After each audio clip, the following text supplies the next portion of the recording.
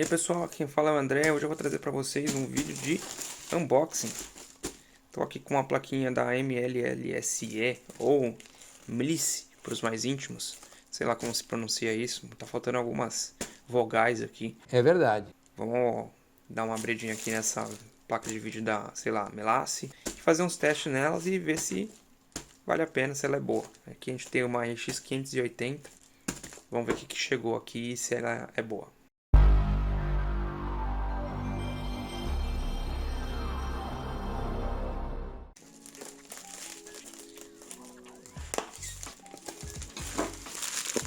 Bem embalada.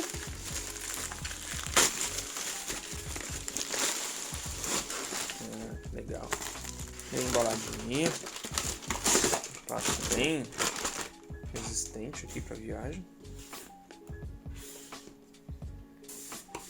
E tá aqui nossa placa da MLISE.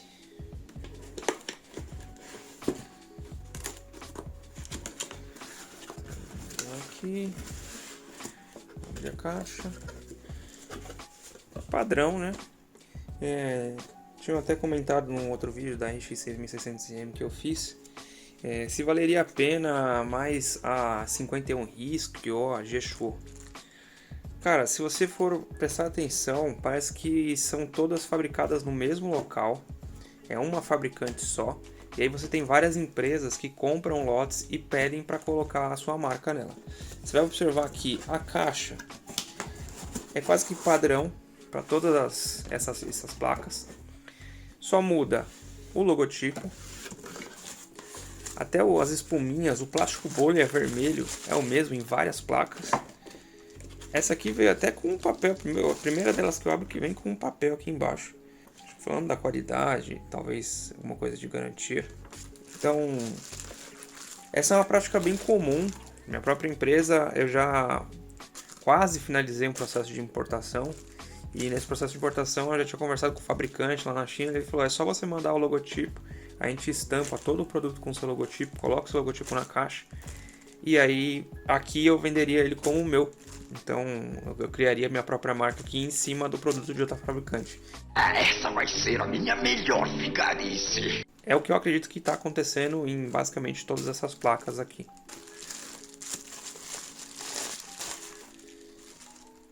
Então tá aí. Ela vem com um heat pipe aqui que está pintado, não é niquelado, ela é pintada.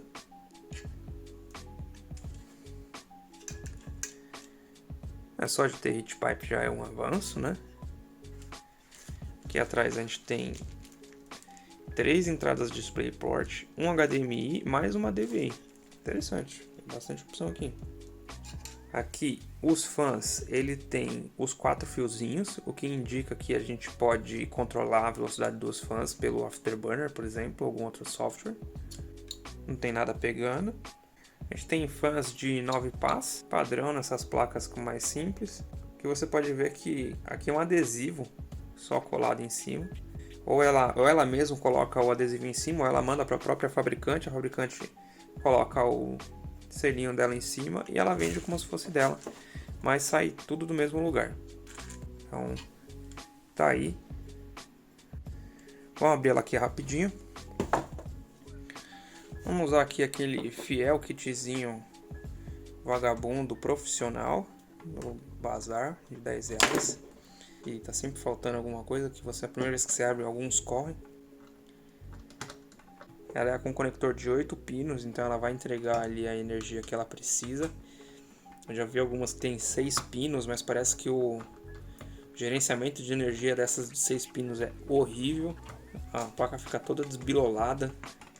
Consome menos, é verdade, mas fica com o desempenho bastante variável. Então não achei legal.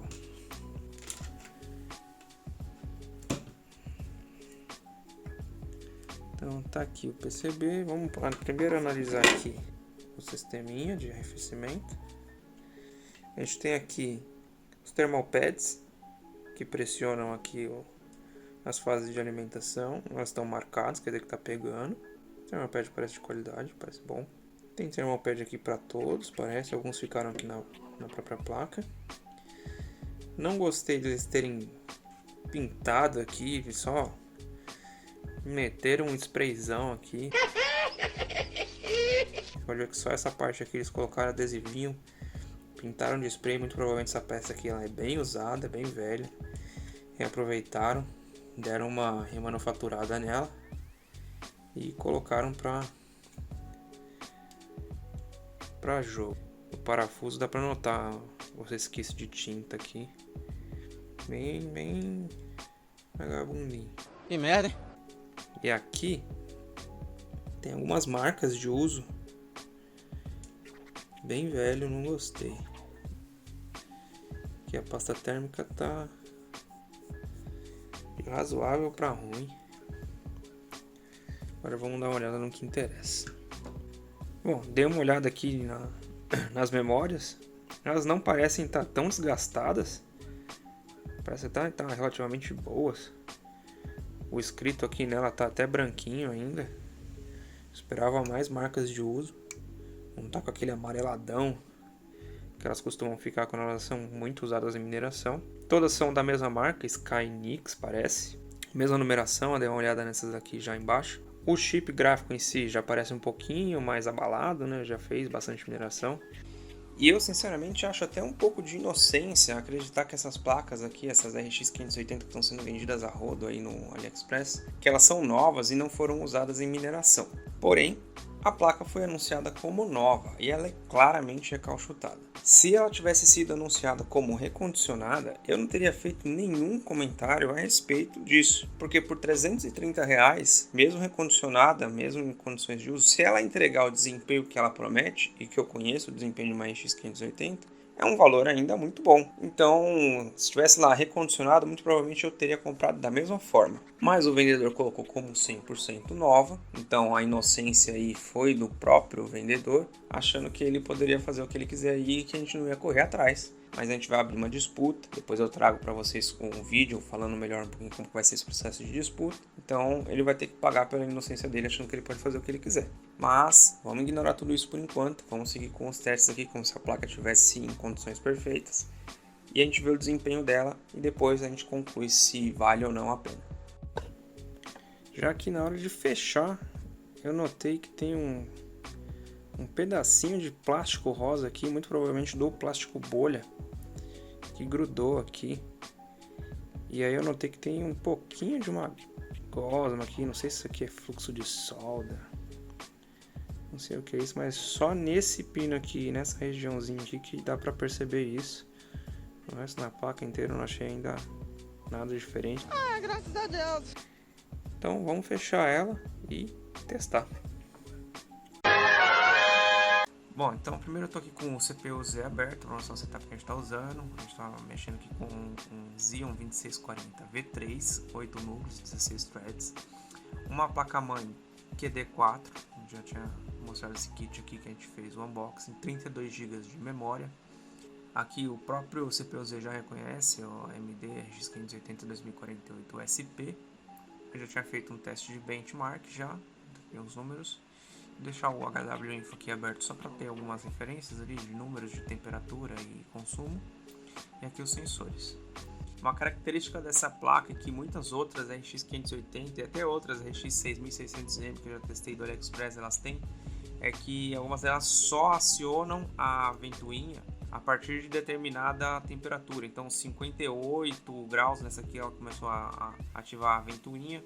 Tem placa que ativa com 60, 64. Eu acho isso péssimo.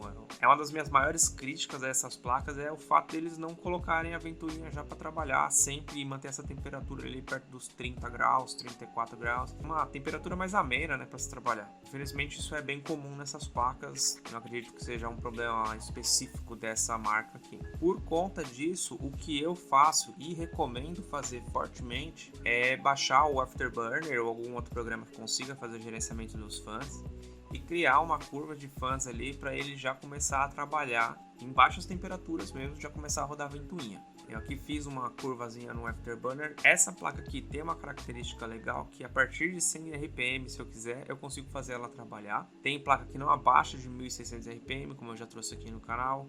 Tem placa que não abaixa de 1000. Essa aqui, a partir de 100 RPM, ela já começa a trabalhar ali na curva. Ela só tá mostrando esses 50 graus aqui de média de temperatura ali, 55 por aí, porque eu tô usando o próprio sistema para fazer a captura da tela. Então você pode ver que o consumo ali tá girando em perto de 60 watts, mas fora de uso ela fica em torno ali em idle, né, no modo sem carga dela, né, ela fica ali em 15 watts. Ela está consumindo 60 watts aqui gravando, o que eu acho até bastante para uma função relativamente simples, que é só gravar a tela.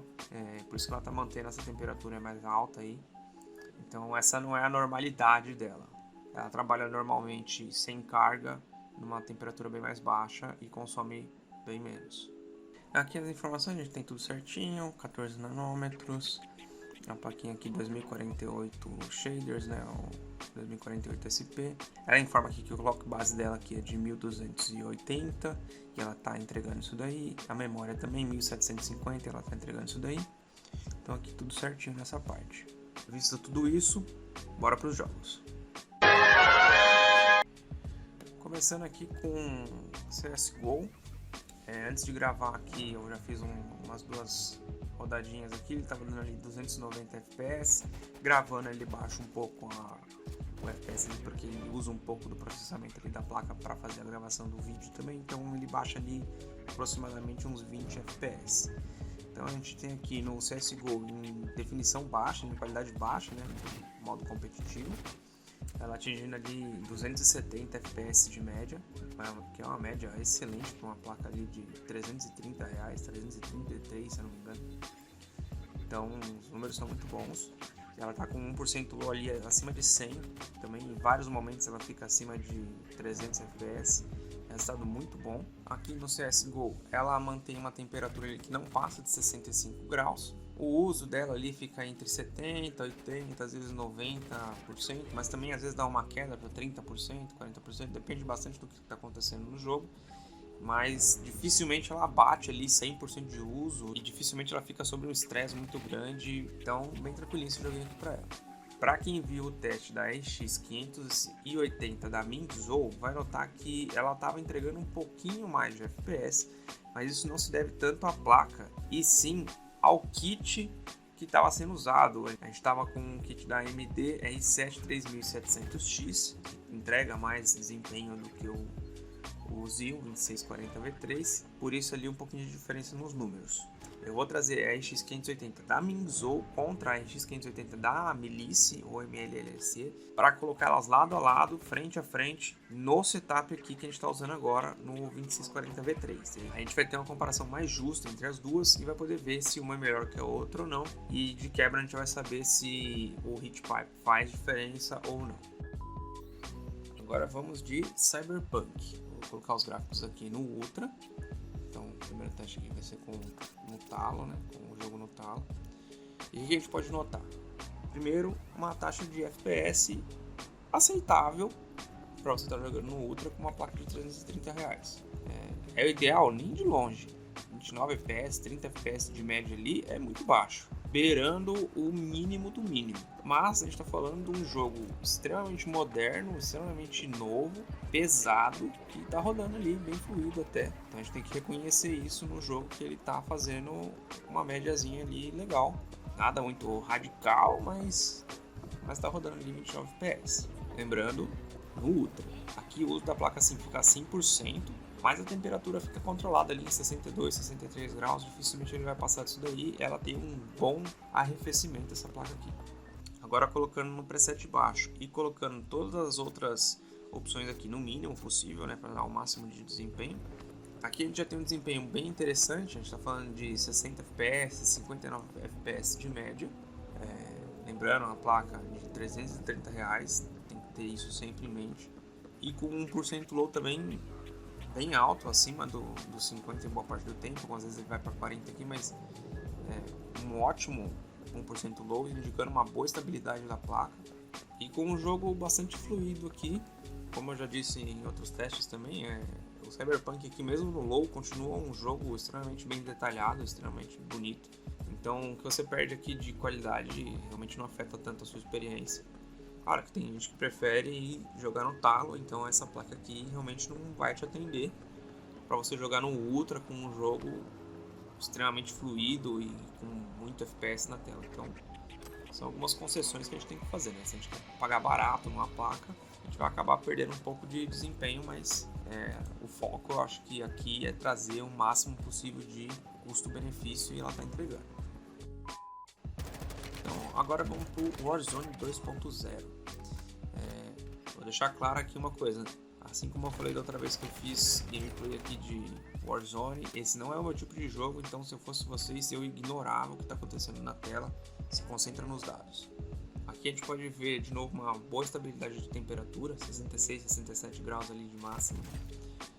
A placa aqui também é bastante exigida, quase sempre em 100% de uso, como era de se esperar, né? A placa já antiga para esse jogo. Mas levando ali em 81, 82 FPS de média, ele está na configuração aqui que eles consideram a recomendada para o setup, né? Antes de começar o jogo eles fazem uma verificação ali do seu setup, né? E fazem uma sugestão ali de configuração ali de gráficos para você ter um bom desempenho. Então ele está no modo desempenho sugerido por eles, tirando aí 81 FPS de média, o que para mim está excelente aqui para esse kit custo-benefício que a gente está usando. O último jogo que a gente vai testar aqui é Shadow of the Tomb Raider, então vamos fazer aqui os testes gráficos, né, de performance do próprio jogo, eles fazem ali o benchmark deles. Então a gente vai testar aqui em dois presets. O primeiro deles aqui é um preset alto, a gente vê que a placa ali fica bem estável de novo na temperatura, 64 graus Celsius. O uso dela também bem intenso, próximo dos 100% ali, quase sempre. Então a gente pode notar um padrão aqui. O benchmark deles, a gente tem aqui uma média de 59 FPS no alto. Agora no baixo, também aqui a gente nota a mesma temperatura ali se mantendo, o mesmo uso. A gente tem aqui 76 FPS de média. Bom, então depois de todos esses testes, o que a gente pode notar nessa placa? Primeiro, uma excelente estabilidade de temperatura. Embora ela precise de uma curva de fãs, é extremamente recomendado fazer uma curva de fãs por um programa como o Afterburner ou algum outro programa que consiga fazer essa curva de fãs, para eles funcionarem a partir de sempre. E não esperar bater 60 graus quase para começar a acionar os fãs. Essa simples ação já vai aumentar ali a durabilidade da sua placa, porque ela vai deixar os componentes sob muito menos trabalho, muito menos estresse. Então essa é a primeira coisa que eu faria ao pegar uma placa dessa. É uma placa que o desempenho dela me agradou muito, chegou quase 300 FPS ali no CSGO, no modo competitivo, né, na qualidade baixa. Em jogos modernos como o Warzone 2.0, que foi recém-lançado, ela entrega ali 80 FPS, 81 FPS de média, a qualidade sugerida pelo próprio jogo, e os gráficos estavam muito bons, entregando mais de 50 FPS no Shadow of the Tomb Raider na qualidade alta, e no Cyberpunk ali na qualidade baixa, entregando 60 FPS, ressaltando que a qualidade baixa ainda assim é boa no Cyberpunk. E aí mostra que essa placa, mesmo ela já tendo alguns anos de vida, já tendo sido usada em mineração, já ter sido bastante utilizada, ela ainda dá um caldo, ela ainda entrega bastante desempenho, bastante qualidade aqui nos jogos. Porém, a placa foi anunciada como nova, então a gente vai abrir ali uma disputa para correr atrás desse nosso direito, porque ela foi vendida como nova, a gente tem direito a receber uma nova ou um ressarcimento. Mais pra frente eu trago o resultado disso para vocês. Para mim, a placa está aprovada, apesar desses problemas com o anúncio de 100% nova e com esse problema dos fãs que demoram para ligar ali e esfriar. Isso não é um problema exclusivo dela. Então eu diria que ela está aprovada pelo desempenho que ela entrega. Na verdade eu diria até que a placa em si está aprovada, porém o vendedor não. Então é isso, o vídeo de hoje foi esse. Espero que vocês tenham gostado do vídeo. Se gostou, não esquece de curtir e se inscrever no canal. Vou agradecer muito se vocês fizerem isso e até a próxima.